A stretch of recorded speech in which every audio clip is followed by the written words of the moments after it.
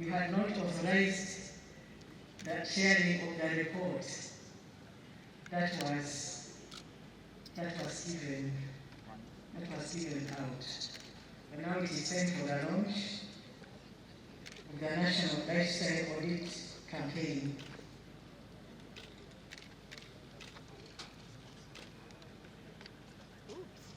Dear Your Excellency, we request you to have a photo moment with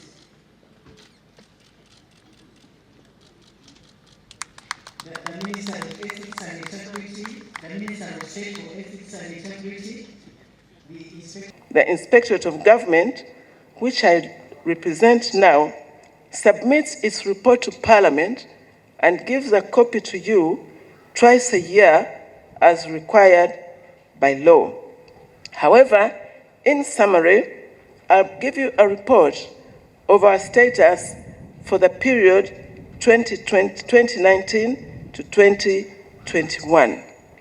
We have in our system today 5,000 plus active cases of corruption reported by whistleblowers, all valued above 500 billion shillings.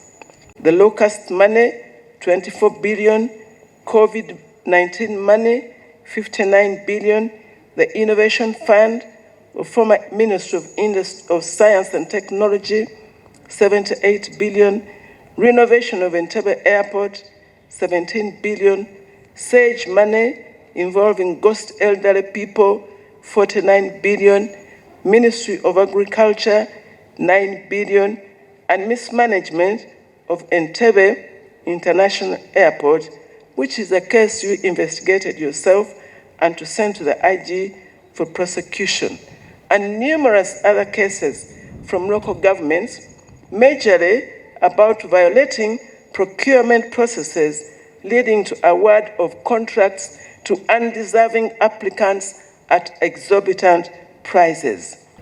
For the larger audience listening to me out there, to understand this, I want you to imagine your child who goes to school and every year for 5 years, from P1 to P7, brings home a report with a score of 26, 27% in every subject every year, and is positioned number 150 out of 180 students. It would be heartbreaking for the parent, and that's how we should feel, and that's why we commemorate the International Anti-Corruption Day to reflect on corruption issues in our countries. With support from GIZ, the Inspectorate of Government undertook a study to establish the estimated cost of corruption in Uganda. And this was our findings, Your Excellency. If you look on page 6 in the document before you, this study estimated that Uganda loses anything up to 10 trillion shillings per year from avoiding taxation, user fees in public utilities, health care and education issues, security provision, that is police, procurement and budgeting, and others. Through those, Uganda could be losing up to 10 trillion shillings a year. And when you put in absenteeism from work in public sector and environmental degradation, it could easily go up to 20 trillion per year. Your Excellency, if we could just save that money, that 10 trillion per year, and using the parish model, divide it among the estimated 10,000 parishes of Uganda, each parish could easily receive an extra 1 billion per year. And I'm here asking everybody to shrink into yourself and go back to your parish and think what 1 billion shillings per year would do to your parish.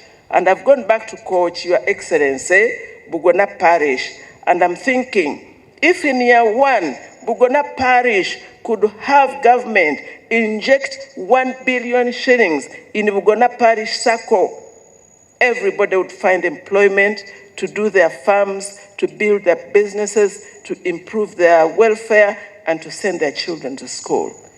And if in year two, 1 billion was used to buy laptops for each student from P1 up to university and tertiary institution, every student in Bugona Parish would have a laptop, and this would close the gaps between those who can study online and those who can't study online, and those who have access to the World Wide Web with so much information, and those who do not have access to that. And if in year three, we used our billion to extend electricity to Bugona Parish in Ikochi, and in year four, piped water, and in year five, provide a well-equipped health facility, complete with a resident doctor's resident, Bugona Parish would be transformed in 5 years. And all parishes of Uganda could be transformed in 5 years. Your Excellency, transformation is achievable, but we must first save 10 trillion shillings that we lose to corruption every year.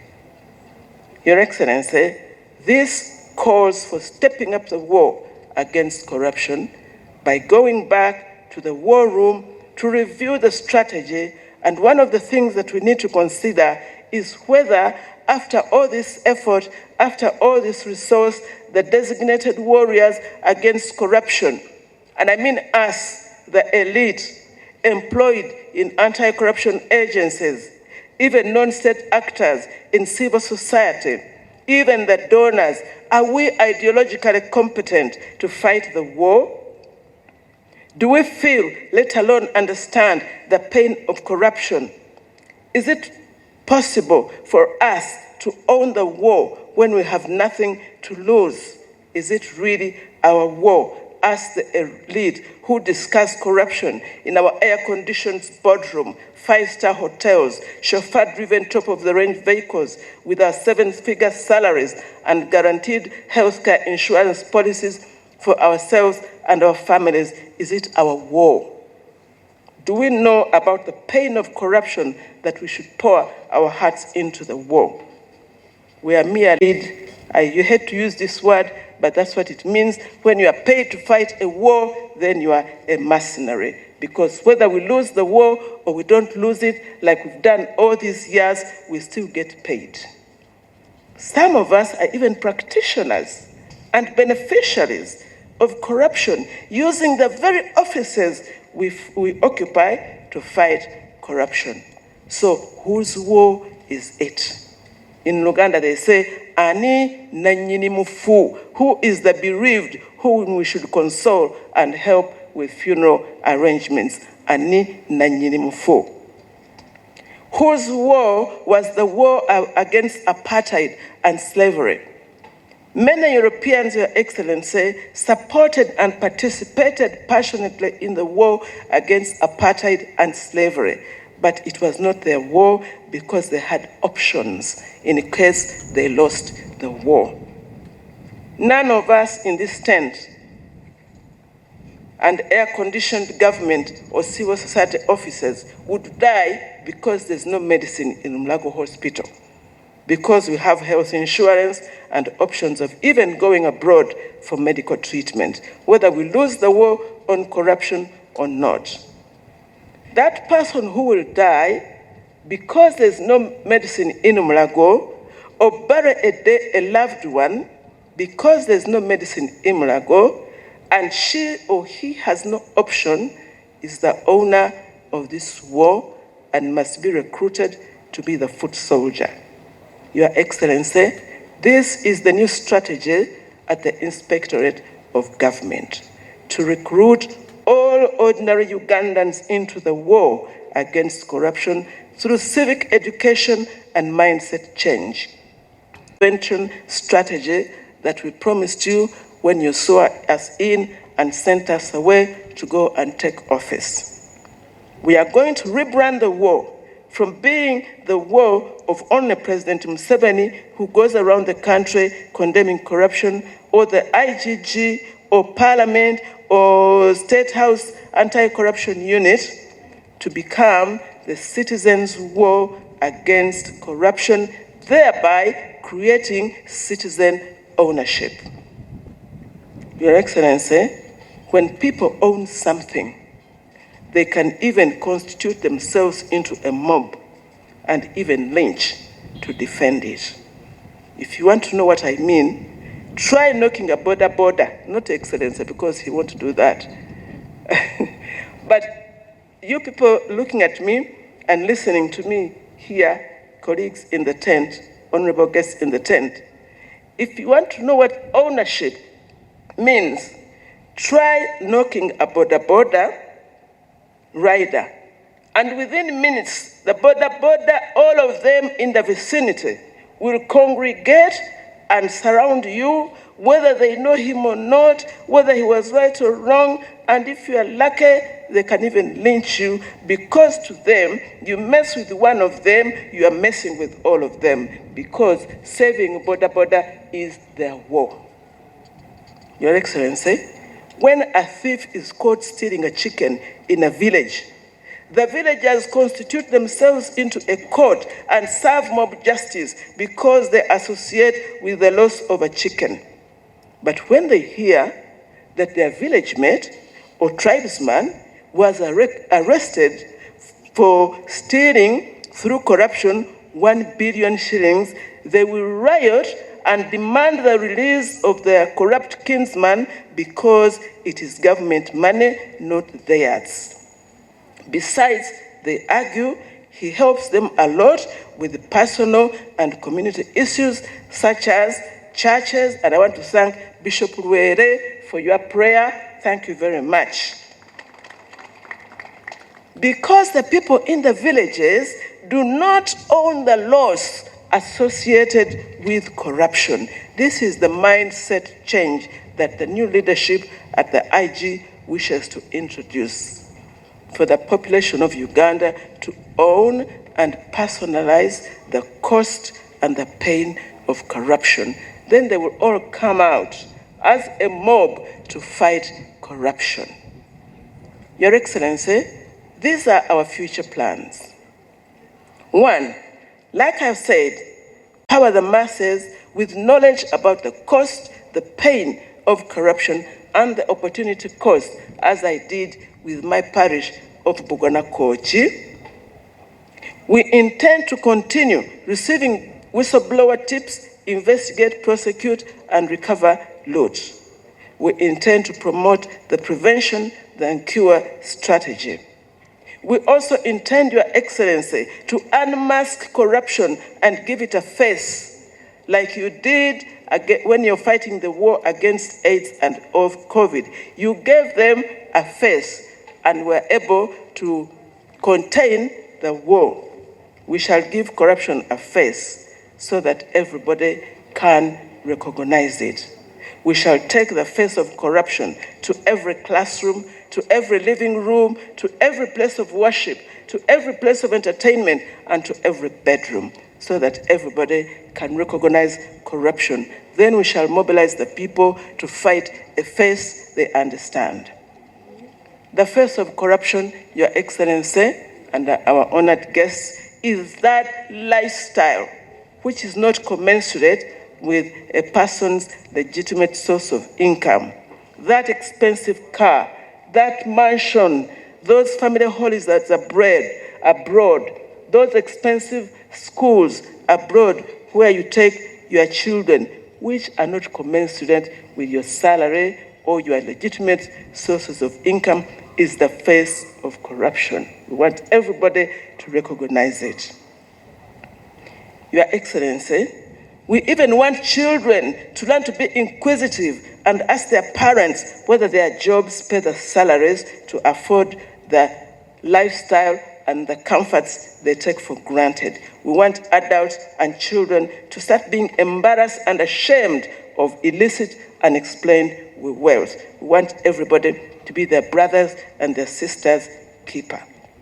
The masses will be empowered to view with suspicion any abrupt display of unexplained wealth and report them to the IG or any relevant authority.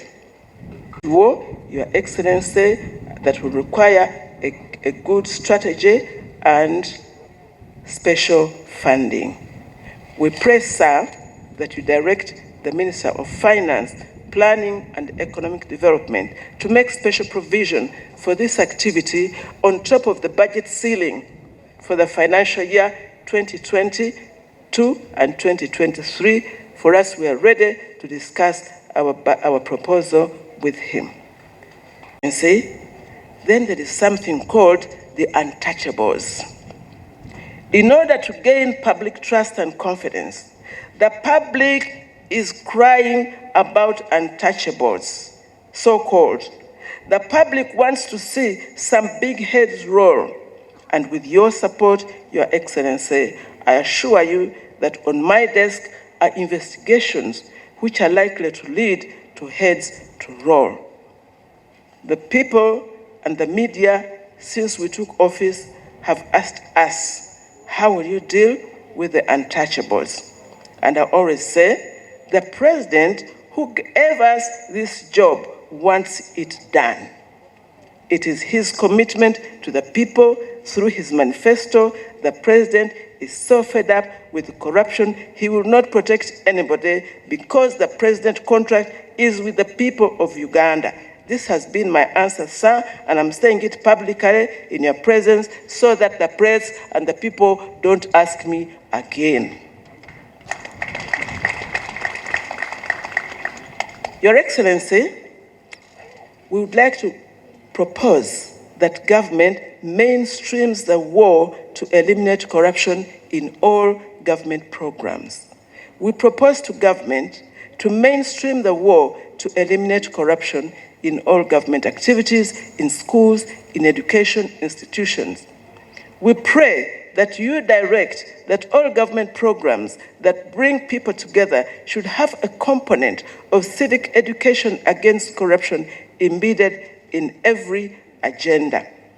This will require printing of simplified material which will be distributed to all RDCs through the Ministry of the Presidency, local councillors, inter-religious council, and the media to help them communicate a standardized message to the people. This will also require a special budget. Your Excellency, one of the serious challenges we face is to successfully prosecute a corrupt suspect. Because by nature, corruption deals are always under the table and very difficult to prove in court, where the judge requires evidence beyond reasonable doubt. So many corrupt people don't only get acquitted, but many times with costs to government. Yet everybody knows that they are corrupt. And the public outcry is, catch us some big fish. We are tired of silver fish which you parade in court. Even one judge said, after convicting someone of corruption, one judge is said to have said, I am tired of adjudicating over small fish while big fish are running around scot-free. The truth is that the big fish are very slippery. They can't catch them. They don't sign anywhere. You will never see them receive their loot. They receive their loot through proxies. That is why, Your Excellency, we are now promoting the lifestyle audit campaign. We may fail to prove in court that you took the money through corrupt means, but through your lifestyle, we can trace the money. And this campaign that we are proposing, in this campaign, the onus is on the suspect to prove beyond reasonable doubt to the judge that the wealth he or she acquired while in public office, which is not commensurate with his or her non-income, is legitimate. And this is provided for under the Anti-Corruption Act and the Anti-Money Laundering Act. After your address, sir, the Minister of State for Ethics and Integrity will kindly ask you to officially launch the lifestyle audit campaign. And in this campaign, we'll call the public to say no to corruption, to make a personal commitment not to ask for, accept, or offer a bribe. Every individual in Uganda should make this personal decision. We shall also ask everybody to report anybody who offers, asks for a bribe, or if you know them, to the Inspectorate of Government or any institution or person of relevant authority.